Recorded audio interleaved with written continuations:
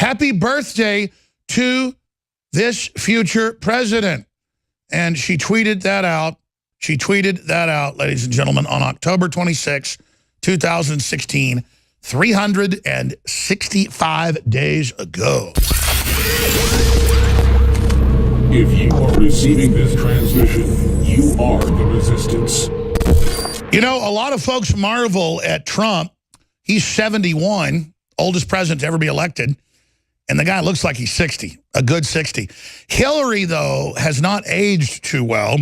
And she just turned 70 today. But something else that hasn't aged too well is this tweet from her last year, just 4 days before the election, where she wished herself a wonderful birthday to a future president. And she tweeted out a picture of herself, I guess, when she was 10 years old. So a sociopathic, genetic psychopath in training. Happy birthday to this future president. And she tweeted that out. She tweeted that out, ladies and gentlemen, on October 26, 2016, 365 days ago. And it got 109,000 retweets or likes, 55,000 retweets. We're going to tweet this out, a screenshot of her old tweet. Just a screenshot as the image, please. And just my point that this tweet didn't age too well, did it, hag? And I don't mean that to insult older women. I mean, she's been acting like the Wicked Witch of the East for her entire political career. No amount of Newsweek, telling us that she's Madam President is going to work anymore. On Hillary Clinton's birthday, here's a throwback to last year's future president tweet. So happy birthday to this future president. We should retweet it, but with it cut out of her saying that with a picture of Trump as a child. Yeah, let the crew have a heyday with that. That is absolutely delicious. Absolutely delicious. Okay, without further ado, if you just joined us, I got into, they're admitting that the whole PP-Gate thing is a fake dossier. The Democrats indeed bought it from Jeb Bush and John McCain, basically. They had the FBI look at it to put some seal of Robert Comey's juices onto it to supposedly give it some type of credibility. And now they knew it was fake. They sold it as fake. And you're seeing retractions from CNN and ABC, but just very, well, we got it wrong, or looks like it's probably not true, and that they did lie about getting it and paying for it. So it's all blowing up in their face. Hollywood's collapsing. The NFL's collapsing. The EU's collapsing. Globalism is falling apart. You've got all these top Republicans resigning, like Flake and Corker and all the rest of them, I guess, preparing for their prison stints. For all the corruption boiling around them. And there's talk in Congress of Hillary getting criminally charged because they've lied to Congress about paying for the urine document, which, again, was meant to destroy our republic. But turnabout is now fair play, ladies and gentlemen. Now, right now, let's go ahead and go to your phone calls from Alex, and Dustin, and Kevin, and Neil, and Adam, and many others that are holding. What is your take on the state of the world?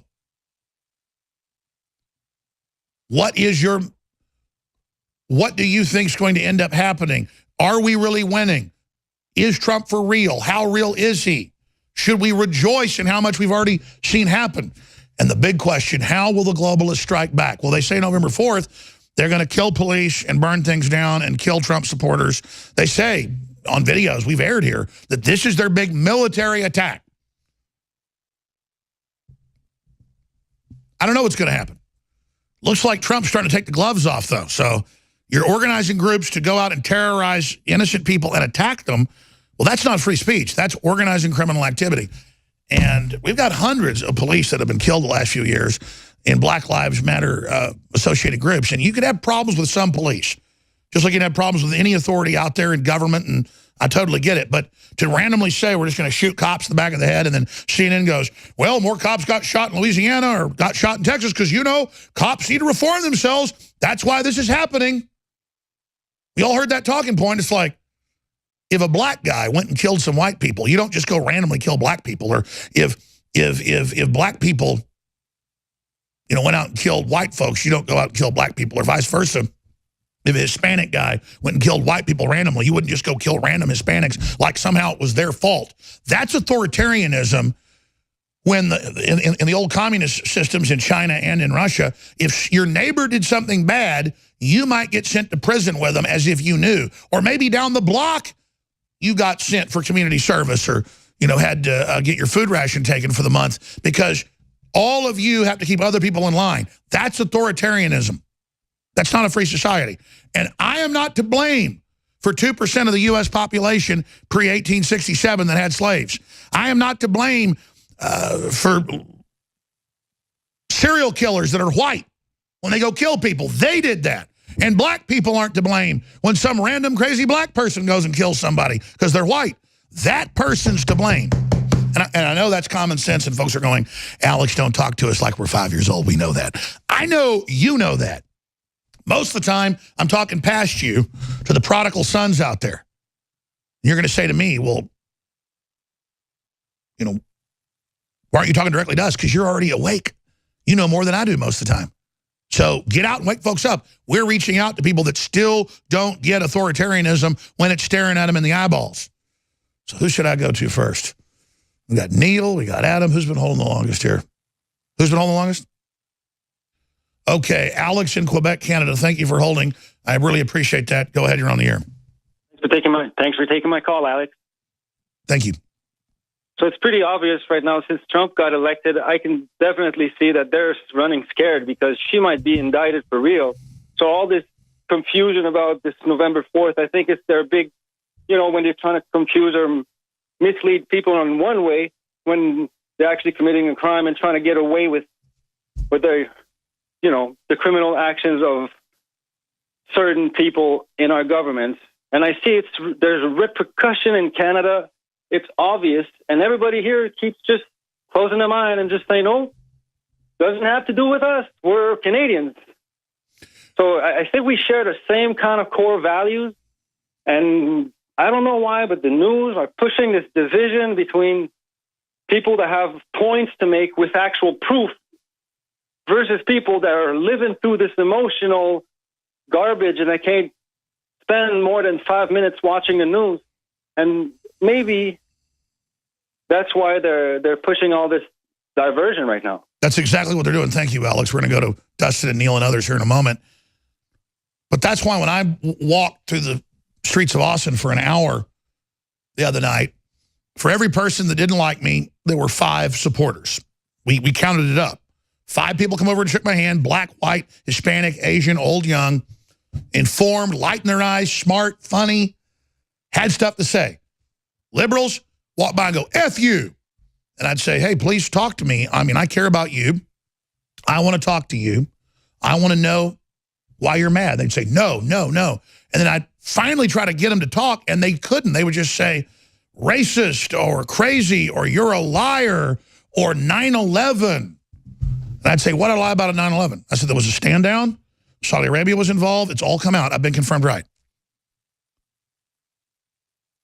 And then they say, well, you say the firefighters did it. I never said that. They misrepresent. And you realize they're a cult. Whether it's San Francisco or whether it's LA or whether it's Seattle or whether it's New York or wherever it's any other so-called liberal city, they all say F you and then run. I mean, sociology, criminology, anthropology, psychology.